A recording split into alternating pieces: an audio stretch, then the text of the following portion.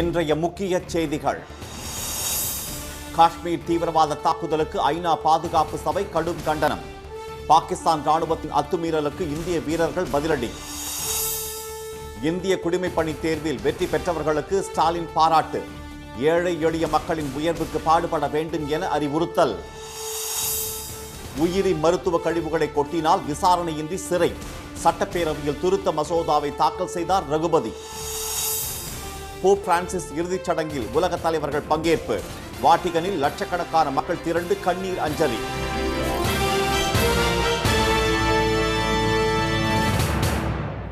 வணக்கம்.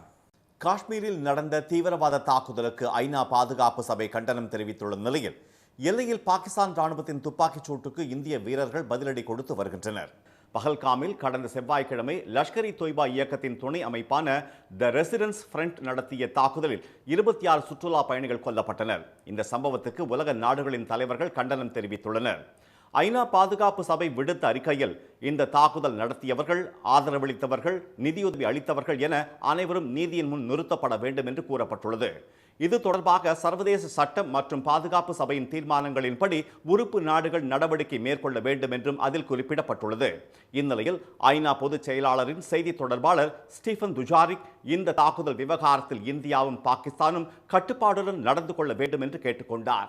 இதனிடையே பாகிஸ்தான் பாதுகாப்புத்துறை அமைச்சர் குவாஜா ஆசிப் அளித்த பேட்டியில் அமெரிக்கா மற்றும் மேற்கத்திய நாடுகளுக்காக 30 ஆண்டுகளாக பயங்கரவாதிகளை வளர்த்து வந்ததாகவும் அவர்களை இந்தியாவுக்கு எதிராகவும் பயன்படுத்தியதாகவும் ஒப்புக்கொண்டுள்ளார். அப்பாவிகள் கொல்லப்பட்ட பஹல்காம் தாக்குதலில் ஈடுபட்ட தீவிரவாதிகள் தண்டிக்கப்படுவார்கள் என்று மத்திய அரசு உறுதி செய்துள்ளது. பாகிஸ்தான் எல்லைக்குள் உள்ள தீவிரவாத முகாம்கள் மீது இந்திய ராணுவம் துல்லிய தாக்குதல் நடத்தக்கூடும் என்று எதிர்பார்க்கப்படுகிறது. இதனால் எல்லையில் பாகிஸ்தான் ராணுவத்தினர் கண்காணிப்பை தீவிரப்படுத்தியுள்ளனர். அவர்கள் தொடர்ந்து நடத்தும் துப்பாக்கிச் சூட்டுக்கு இந்திய வீரர்கள் பதிலடி கொடுத்து வருகின்றனர். எல்லை கட்டுப்பாட்டு கோட்டு பகுதியில் நடந்து வரும் இந்த மோதலில் உயிரிழப்பு ஏதும் ஏற்படவில்லை. இரு நாடுகளும் படைகளை ஆயத்த நிலையில் வைத்து போர் பயிற்சியில் ஈடுபட்டு வருவதால் பதற்றம் அதிகரித்து வருகிறது. இந்நிலையில் போப் பிரான்சிஸ் இறுதிச் சடங்கில் கலந்து கொள்ள ரோம் புறப்பட்ட போது செய்தியாளர்களிடம் பேசிய அமெரிக்க அதிபர் டிரம்ப், காஷ்மீரில் இந்தியா பாகிஸ்தான் இடையேயான மோதல் 1000 ஆண்டுகளுக்கு மேலாக கூட நீடிக்கும் என்றார். இந்த பிரச்சனையை இந்தியாவும் பாகிஸ்தானும் தான் ஏதாவது ஒரு வழியில் தீர்த்து கொள்ள வேண்டும் என்றும் அவர் கூறினார். கல்விதான் நமக்கான ஆயுதம் என்றும் அதிகாரம் என்பது எளியோரின் வாழ்க்கை முன்னேற்றத்திற்கு பயன்படுவதாக இருக்க வேண்டும் என்றும் முதலமைச்சர் திரு மு.க. ஸ்டாலின் கூறியுள்ளார். 2024ஆம் ஆண்டு நடைபெற்ற இந்திய குடிமைப்பணி தேர்வில் தமிழகத்தில் வெற்றி பெற்ற 57 பேரில் 50 பேர் தமிழக அரசின் நான் முதல்வன் திட்டம் மற்றும் அகில இந்திய குடிமைப்பணி தேர்வு பயிற்சி மையத்தில் பயிற்சி பெற்றவர்கள். அவர்களுக்கு சென்னை அண்ணா நிர்வாக பணியாளர் கல்லூரியில் இன்று பாராட்டு விழா நடைபெற்றது. இதில் கலந்து கொண்டு உரையாற்றிய திரு ஸ்டாலின், கல்விதான் நமக்கான ஆயுதம் என்றும் எந்த இடர் வந்தாலும் அதை விட்டுவிடக்கூடாது என்றும் கூறினார். அதனால்தான் முதலமைச்சரின் காலை உணவு திட்டத்தை தொடர்ந்து புதுமை பெண், தமிழ் புதல்வன், கல்லூரி கனவு, சிகரம் தொடு, உயர்வுக்கு படி, நான் முதல்வன் திட்டங்களை அரசு கொண்டு வந்ததாகவும் அவற்றின் மூலம் நம் வீட்டு பிள்ளைகள் திறனை வளர்த்து கொண்டு பெரிய பெரிய நிறுவனங்களில் வேலை வாய்ப்பு பெற்றதை பார்த்து பூரிப்படைவதாகவும் அவர் குறிப்பிட்டார். தமிழ்நாட்டுக்கு என ஓர் அறிவு முகம் இருப்பதாகவும் திரு ஸ்டாலின் கூறினார். தமிழ்நாட்டுக்குன்னு ஒரு அறிவு முகம் இருக்கு. ஒரு IAS, ஒரு IPS தமிழ்நாட்டு கேடரா இருந்தா அவங்களுக்கு மதிப்பே தனி. அதுவும் தமிழ்நாட்டுக்காரங்களாக இருந்தா இன்னும் மதிப்பு கூட ஆயிடும். குடிமைப்பணி தேர்வில் தமிழகத்திலிருந்து இளைஞர்கள் தேர்ச்சி பெறுவதில் கடந்த சில ஆண்டுகளாக இருந்த தொய்வு நீங்கிவிட்டதாக திரு ஸ்டாலின் தெரிவித்தார். தற்போது தேர்ச்சி பெற்றவர்கள் தங்களுக்கு அரசு ஊக்கம் கொடுத்தது போல மற்றவர்கள் தேர்ச்சி பெற ஊக்கமளிக்க வேண்டும் என்று முதலமைச்சர் கேட்டுக்கொண்டார். சக மனிதர்களுக்கு உதவுவதுதான் அதிகாரத்தின் நோக்கமாக இருக்க வேண்டும் என்றும் அவர் குறிப்பிட்டார். அதிகாரம் என்பது சமூகத்துக்கும் சக மனிதர்களுக்கும் எளியவர்களுக்கும் உதவுறதா, அவனுடைய வாழ்க்கை முன்னேற்றத்துக்கு பயன்படுத்துறதா அமையணும். இன்னைக்கு அதிகாரம் உங்கள் கையில் நோக்கி வர இருக்கு. அதை நீங்கள் சரியாக பயன்படுத்தி கொள்ள வேண்டும். குடிமைப்பணி தேர்வில் வென்றவர்கள் மக்களுடைய மனதில் இடம்பெற வேண்டும் என்ற அறிவுரை கூறிய திரு ஸ்டாலின், சமூக நீதி, நேர்மை, துணிவு இவற்றை மனதில் வைத்துக் கொண்டு ஏழை எளிய மக்களின் உயர்வுக்காக பாடுபட்டால் மக்கள் நிச்சயமாக நம்மை மறக்க மாட்டார்கள் என்றார். தமது பொது வாழ்க்கை அனுபவத்திலிருந்து இந்த அறிவுரையை கூறுவதாகவும் அவர் தெரிவித்தார். உயிரி மருத்துவ கழிவுகளை கொட்டினால் விசாரணையின்றி நேரடியாக சிறை தண்டனை வழங்க வகை செய்யும் திருத்த மசோதா சட்டப்பேரவையில் தாக்கல் செய்யப்பட்டது. பயோ வேஸ்ட் எனப்படும் உயிரி மருத்துவ கழிவுகளை பொது இடங்களில் கொட்டுவதால் பொது சுகாதாரத்திற்கும் சுற்றுச்சூழலுக்கும் கடும் பாதிப்பு ஏற்படுகிறது. கேரளா உள்ளிட்ட அண்டை மாநிலங்களில் இருந்து தமிழ்நாட்டு எல்லைக்குள் உயிரி மருத்துவ கழிவுகள் கொட்டப்படுவதாக அடிக்கடி புகார்கள் எழுந்து வருகின்றன. இந்நிலையில் உயிரி மருத்துவ கழிவுகளை கொட்டுவோரை நீதிமன்ற விசாரணையின்றி சிறையில் அடைக்க தமிழக அரசு முடிவு செய்துள்ளது. அதற்காக கள்ளச்சாராயக்காரர்கள், சைபர் குற்றவாளிகள், வன குற்றவாளிகள், மணல் கடத்துவோர், பாலியல் குற்றவாளிகள் ஆகியோரை விசாரணையின்றி சிறையில் அடைப்பதற்காக உள்ள சட்டத்தில் திருத்தம் செய்வதற்கான மசோதாவை சட்டப்பேரவையில் இன்று சட்டத்துறை அமைச்சர் திரு ரகுபதி தாக்கல் செய்தார். 2025ஆம் ஆண்டு தமிழ்நாடு கள்ளச்சாராயக்காரர்கள், கணினி வெளி சட்ட குற்றவாளிகள், மருந்து சரக்கு குற்றவாளிகள், வனக்குற்றவாளிகள், குண்டர்கள், விபச்சார தொழில் குற்றவாளிகள், மணல் கடத்தல் குற்றவாளிகள், பாலியல் குற்றவாளிகள், குடிசை பகுதி நில அபகரிப்பாளர்கள் மற்றும் காணொளி திருடர்கள் ஆகியோரின் அபாயகரமான நடவடிக்கைகளை தடுத்தல் திருத்த சட்ட முன்வடிவை அறிமுகம் செய்ய அனுமதி கோருகிறேன். இதேபோல் வலுக்கட்டாயமாக வசூல் செய்யும் போது கடன் வாங்கியவர் தற்கொலை செய்து கொண்டால் கடன் வழங்கிய நிறுவனமே தற்கொலைக்கு தூண்டியதாக கருதி பிணையில் வெளிவர முடியாதபடி சிறையில் அடைக்க வகை செய்யும் மசோதாவை துணை முதலமைச்சர் திரு உதயநிதி தாக்கல் செய்தார்.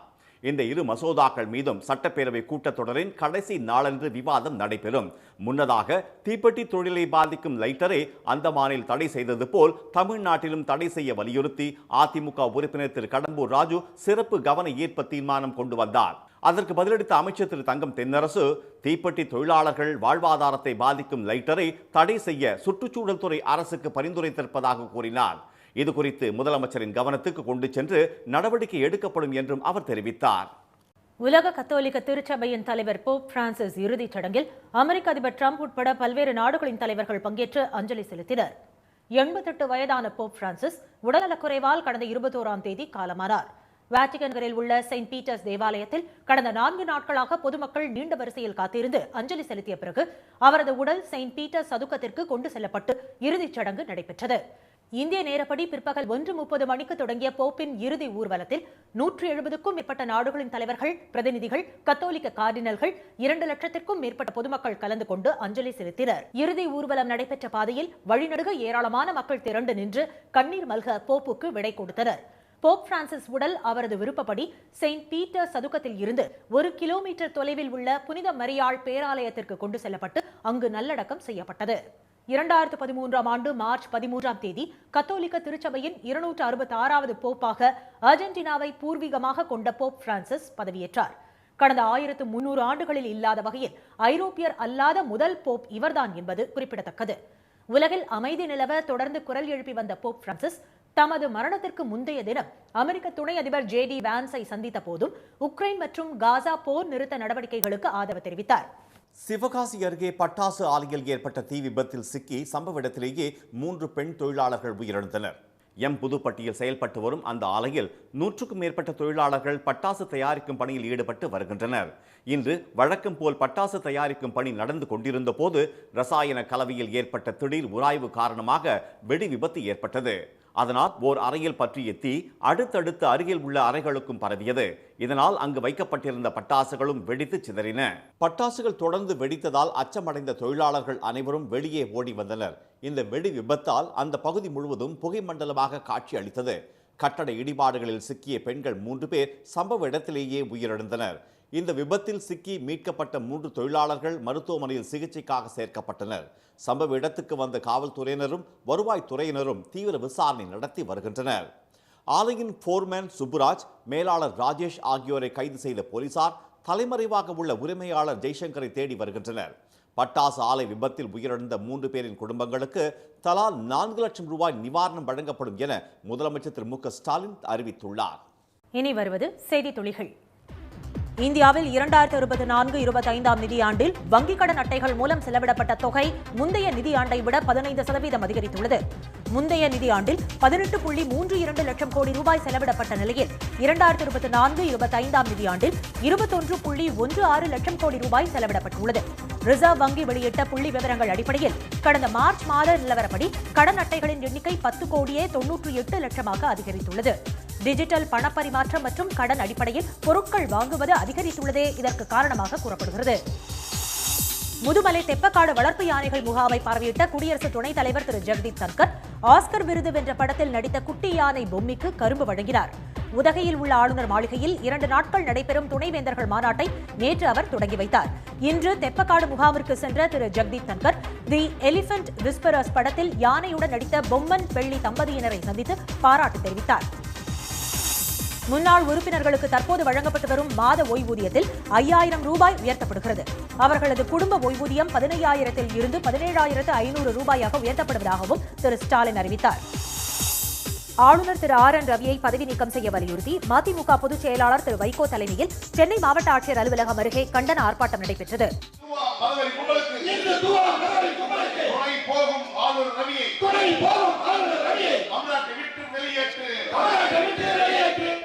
மத்திய அரசு கொண்டு வந்த வக்ஃப் திருத்தச் சட்டத்தை திரும்பப் பெற வலியுறுத்தியும் ஆர்ப்பாட்டத்தில் முழக்கங்கள் எழுப்பப்பட்டன. மேட்டுப்பாளையம் அருகே உடல்நலம் பாதிக்கப்பட்டு சிகிச்சை பெற்று வரும் யானையை நலம் விசாரிப்பது போல 2 யானைகள் வந்து சென்றது ஆச்சரியத்தை ஏற்படுத்தியுள்ளது. சிறுமுகை கூத்தாமண்டி பிரிவு வனப்பகுதியில் 20 வயது ஆண் யானை உடல்நலம் பாதிக்கப்பட்டு நடக்க முடியாமல் ஒரே இடத்தில் நின்று கொண்டிருக்கிறது. அந்த யானைக்கு 5வது நாளாக சிகிச்சை அளித்து வரும் வனத்துறையினர் மருந்துகளை பழங்களில் வைத்து கொடுத்து வருகின்றனர். தற்போது அது தேறி வருவதாக வனத்துறையினர் தெரிவித்தனர். இந்நிலையில் 2 யானைகள் அங்கு வந்து சிகிச்சை பெறும் யானையை பார்த்து சென்றனர். ஏற்கனவே இந்த 3 யானைகளும் வனப்பகுதியில் ஒன்றாக உலா வந்து கொண்டிருந்ததாக வனத்துறையினர் தெரிவித்தனர். கேரளாவின் இடுக்கி மாவட்டத்தில் கோடை மழையால் காட்டாற்று வெள்ளம் ஏற்பட்டது. பயிர்கள் சேதமடைந்தன. 2 நாட்களுக்கு முன் பெய்த மழையால் மூணாறில் உள்ள காந்தளூர் கீழாந்தூர் மலைப்பகுதியில் வெள்ளப்பெருக்கு ஏற்பட்டு கோடை காலத்தில் காய்ந்து கிடக்கக்கூடிய நீர்வீழ்ச்சியில் தண்ணீர் ஆர்ப்பரித்து கொட்டியது. காட்டாற்று வெள்ளம் காரணமாக கிராம மக்கள் பாதுகாப்பான இடங்களுக்கு சென்றனர். எனினும் சில இடங்களில் சாகுபடி செய்யப்பட்ட பயிர்கள் வெள்ளத்தில் அடித்துச் செல்லப்பட்டதால் விவசாயிகளுக்கு இழப்பு ஏற்பட்டுள்ளது. தமிழகத்தில் மீன்பிடி தடைக்காலம் அமலில் உள்ளதால் நாட்டுப்படகு மீனவர்கள் மட்டுமே கடலுக்கு செல்லும் நிலையில் தூத்துக்குடி திரேஸ்புரம் நாட்டுப்படகு மீன்பிடி துறைமுகத்தில் இன்று மீன் வாங்க கூட்டம் அலைமோதியது.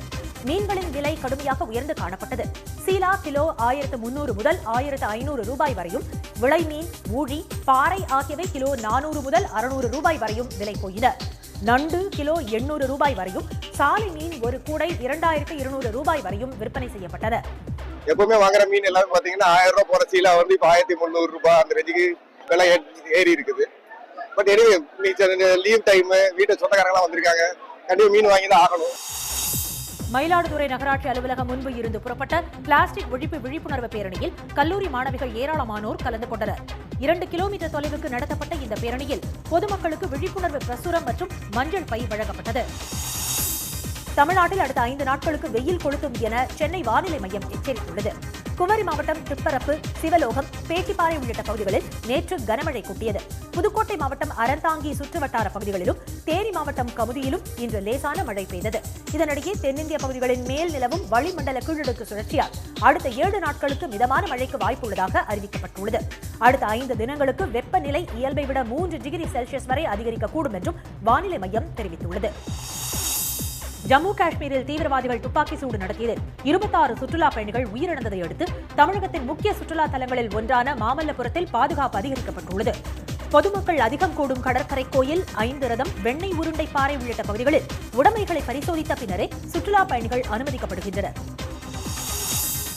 தமிழர் பாரம்பரிய விளையாட்டுகளை மீட்டெடுக்கும் முயற்சியாக மதுரை அருங்காட்சியக வளாகத்தில் நடைபெற்ற பல்லாங்குழி போட்டியில் வயது வித்தியாசமின்றி ஏராளமானோர் ஆர்வமுடன் கலந்து கொண்டனர். இந்த ஞாயிற்றுக்கிழமை கூட பெண்களுக்கு இல்லாத ஒரு காலகட்டத்தில் அவங்களுடைய ஒரு ஸ்ட்ரெஸ்ஸை குறைப்பதற்கான ஒரு மிகச்சிறந்த ஒரு விளையாட்டாக இந்த மரபு விளையாட்டுகள் அமைந்துள்ளது. அதனுடைய முதல் தொடக்கமாக நமக்கு பல்லாங்குழி. இன்றைக்கு பெரும்பான்மையானவர்கள் பெண்கள், குழந்தைகள், அனைத்து வயதினரும் கலந்துருக்கிறாங்க. பொதுமக்கள் ஒரு நல்ல வரவேற்பு இருக்குது. இல்லை வீட்டுக்குள்ளே அவங்க வெளியில் போய் வெளியே விளாட்றதுக்கு விரும்புறதில்ல.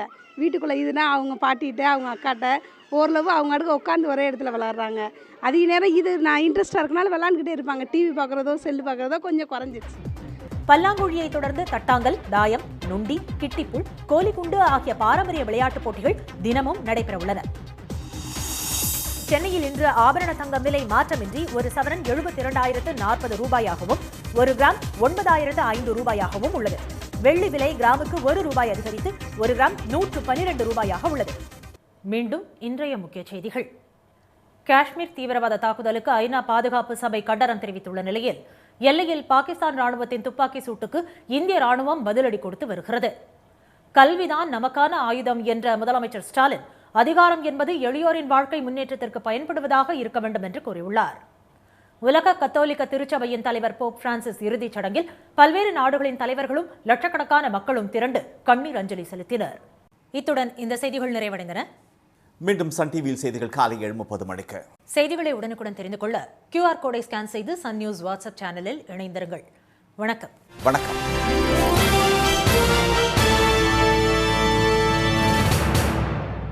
உடனுக்குடன் செய்திகளை தெரிந்து கொள்ள சன் நியூஸ் பெல் ஐகானை கிளிக் பண்ணுங்க.